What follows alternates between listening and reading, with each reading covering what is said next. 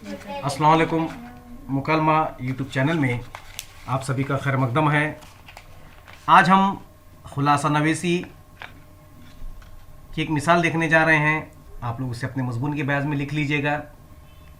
सवाल देखिए, ज़ल के इक़्तिबास को गौर से पढ़कर उसका खुलासा 1/3 अल्फाज में लिखिए।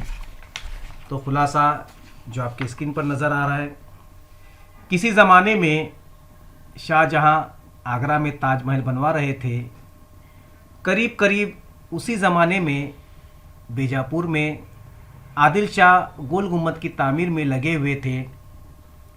गोल गुम्बद दक्कन की अज़ीमुश्शान और अजीब व गरीब इमारत है और आदिल शाही दौर की एक बेमिसाल यादगार।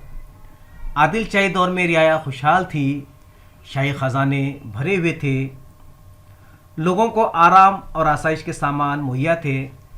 दक्कन इल्म व हुनर का गहवारा था। उस ज़माने की खुसूसियत ये थी कि बादशाह अपनी ज़िंदगी में ही अपने मकबरे की इमारत बना लिया करते थे।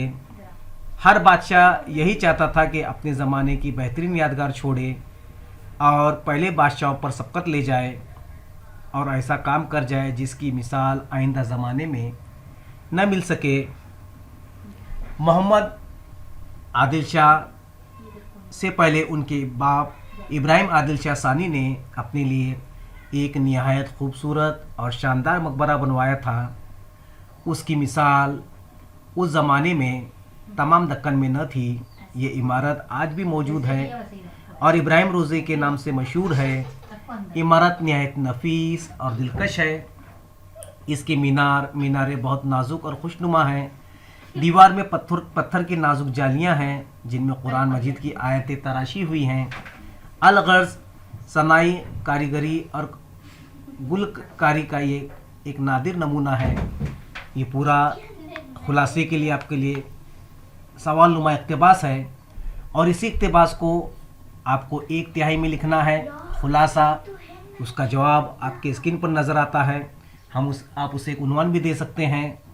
आदिल शाही दौर की इमारतें, ताजमहल और गोल गुम्बद की तामीर का ज़माना तकरीबन एक है। गोल गुम्बद आदिल शाही दौर की एक यादगार है जिसे मोहम्मद आदिल शाह ने तामीर करवाया था। दक्कन इल्म व हुनर का मरकज़ था। उस ज़माने में बादशाह अपने ज़िंदगी ही में अपने मकबरे तामीर करवाया करते थे। हर एक की यही ख्वाहिश हुआ करती थी कि अपने मकबरे का खूब से खूब तर हो।